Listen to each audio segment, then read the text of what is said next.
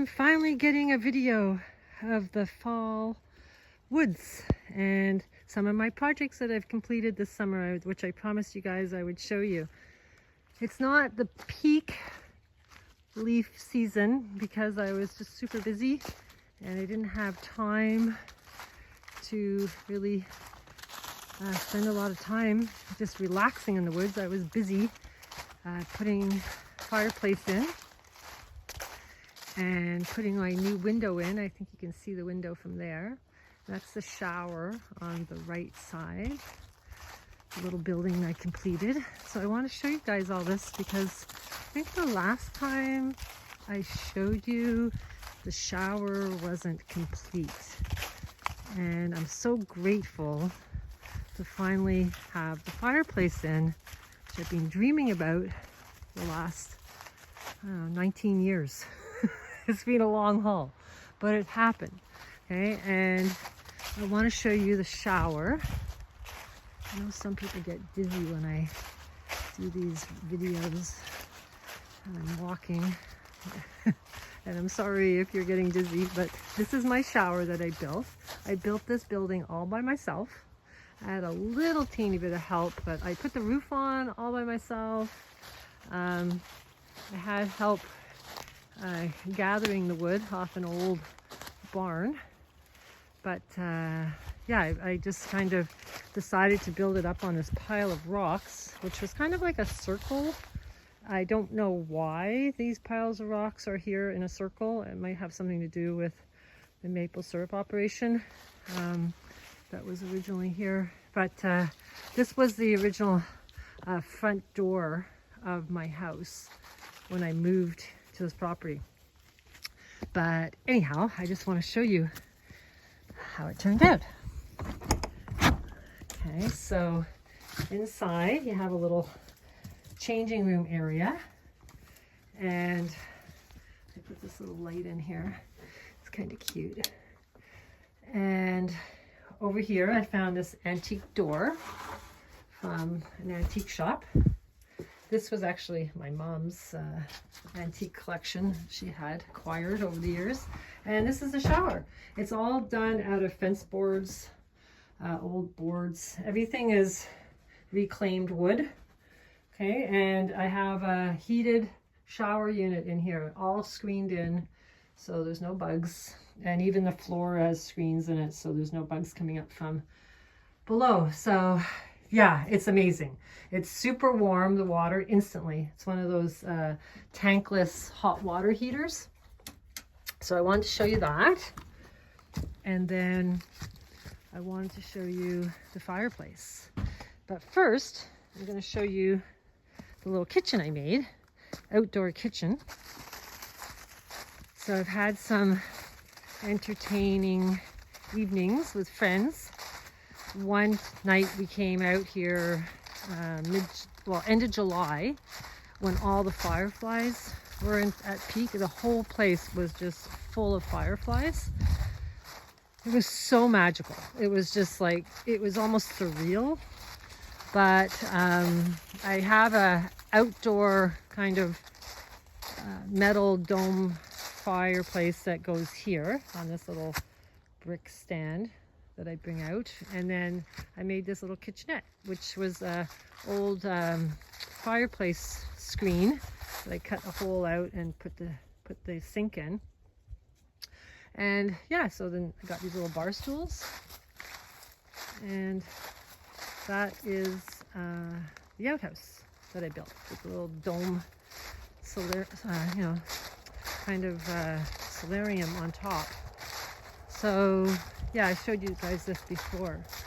Oh, the brain fell off the tree. I have to show you guys a picture of this brain that I had on this tree. Big fungi. It's fallen down now.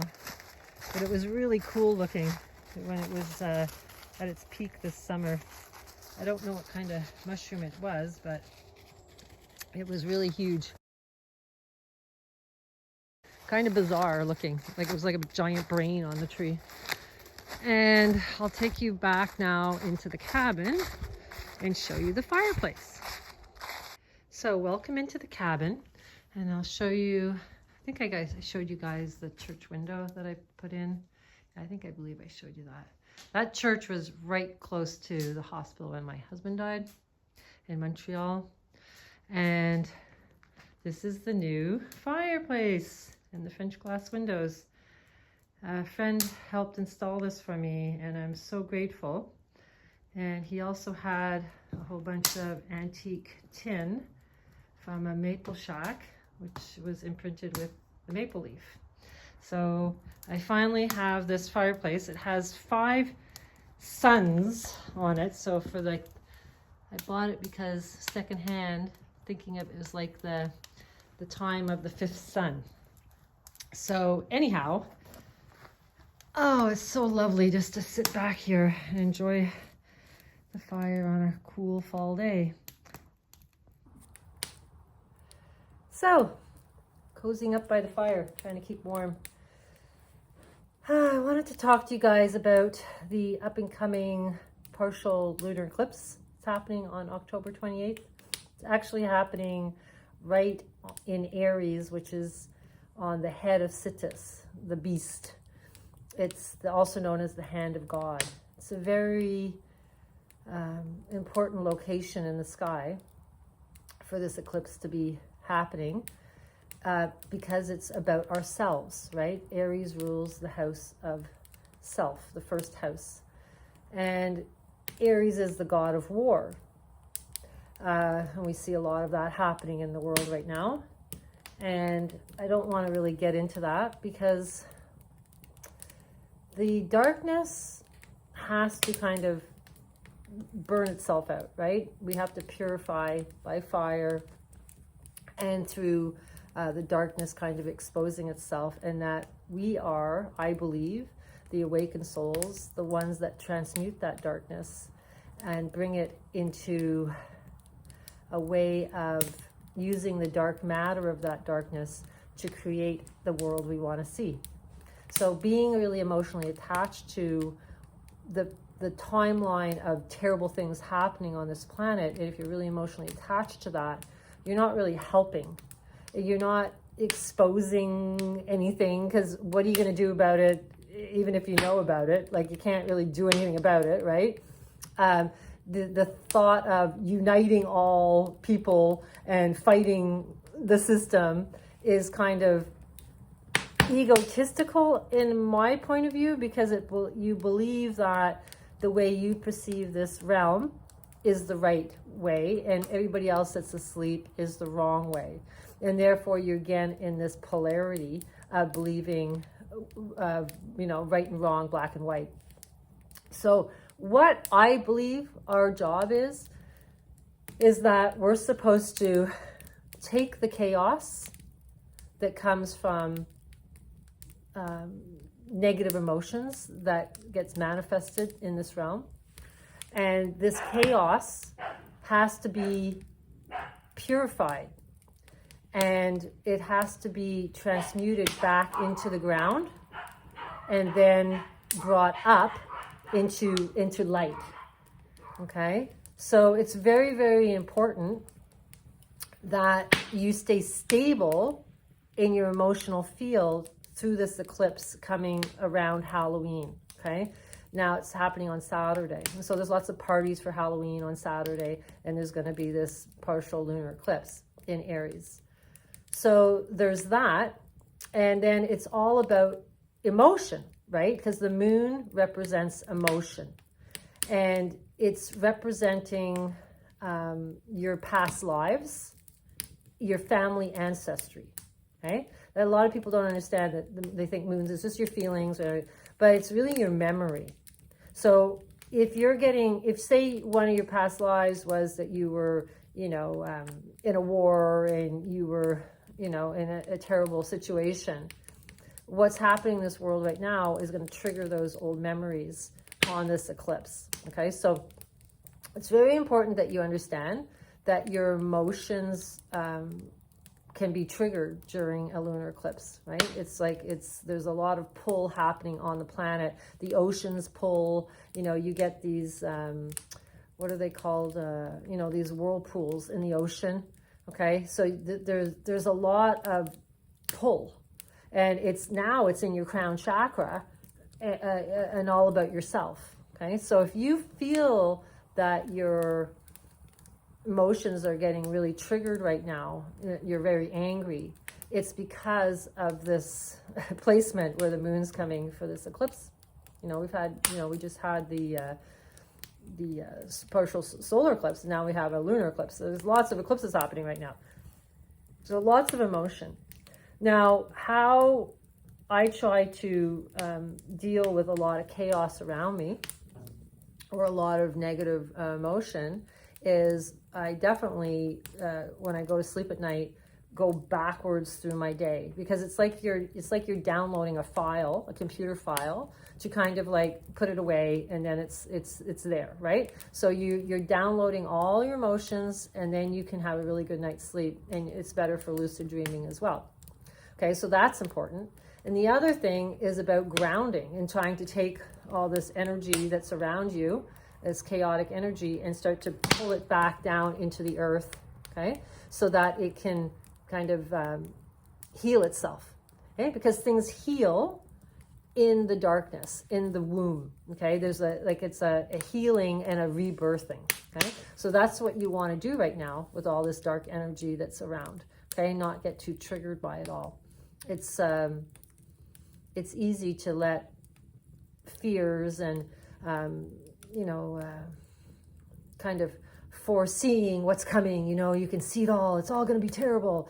But even if it's like, even if all the power goes out, even if one day, they're like, you can't live unless you've got your card, and you can't do this, you'll still find a way, right? If you have this belief system that good wins, right? The soul, the good soul, we're not here to be punished. We're here to transcend and help pull the whole emotional field up. They're not trying to get rid of good people, really. It's like we have a job to do, and you're just being tested to see if you're capable of doing this job. That's how I see it. I don't see it like if they wanted to get rid of everybody, they just blow us all up. We'd be gone. So I don't really see it all as totally nefarious. I just see it as a game of who can control their emotional state. And a wise friend told me, okay, that when you want something, it has to come slow and methodical, not quick, because then it's like a tornado. It has a chaos around it. Okay, when you try to make things happen quick. So you just have to kind of just meditate and transmute that stuff back into the ground. So that's really what I wanted to talk about, is just kind of, staying really stable this weekend through Halloween. The Samhain is the pagan holiday when the souls are, the veil is the thinnest, right? During Halloween and Beltane. So there can be a lot of negative emotions, I guess, or trauma coming through from souls that have not maybe transcended. There's that, But so I think it's really important as an awakened soul that you can not have fear of these things, right? It's more about understanding you have your mind is the power, right? And being positive and hopeful, and having love in your heart for even people that you don't agree with. There's a lot of people that are asleep and can't see anything of this happening, or they just don't want to deal with it, or they don't want to believe that they have any influence over it, or whatever it is that you don't like about their opinion or who they stand for. It's not our place to judge people. That's a soul that is at a certain level of its consciousness, and who's to say that soul is wrong right now? It's perfect. It's divine for where that soul needs to be at this specific time in its journey. So you can't say you're a higher soul and a lower soul is bad, right? It's like the teacher saying the student is bad. So it's really hard for us to kind of figure this all out and still stay at a state of happiness and bliss and trust in the divine. You know, that's really kind of what it is. It's like you just trust in the whole aspect of what we're in right now, right? But the whole thing with the lunar eclipse on Halloween with the souls, you know, and the veil being the thinnest, I think kind of is helping us discover who we really are, and to try to maybe do things that you've never done before, or, you know, try experimenting with yourself, right? And seeing how you feel with what you've done, and or what you've stepped into, and kind of be gentle with yourself. It's okay to feel like certain ways, you know, because you don't know where those emotions are really stemming from right now. I do think past lives emotions are triggering a lot of stuff on this planet.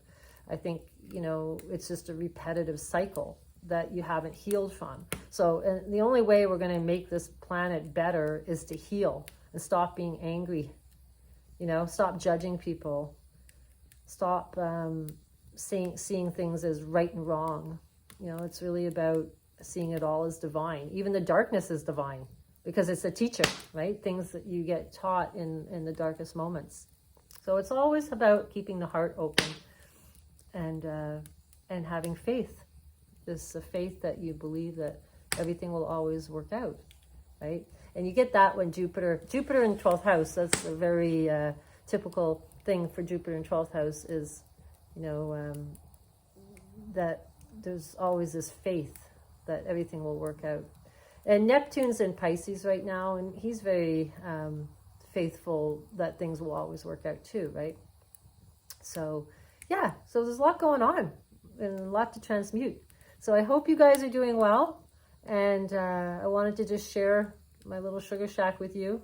It's been quite the project. I have way more projects to do for next summer than I'm excited about, but right now they're going to be put on the shelf so I can get back to my astrology and get online over the winter months and finish everything up that I have set out to do. So cheers and a happy Halloween. Happy Samhain, and enjoy, and don't get too emotional on this full moon, okay?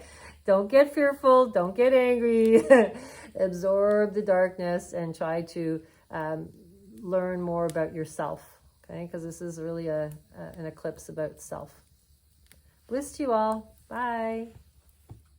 Unfortunately, my new astrology channel that some of you have subscribed to has been blocked from my access. So I don't know why that's happening. So I'll just keep posting on this station and this channel because, you know, it's easy to just post here rather than trying to figure out why I can't get access to my own channel.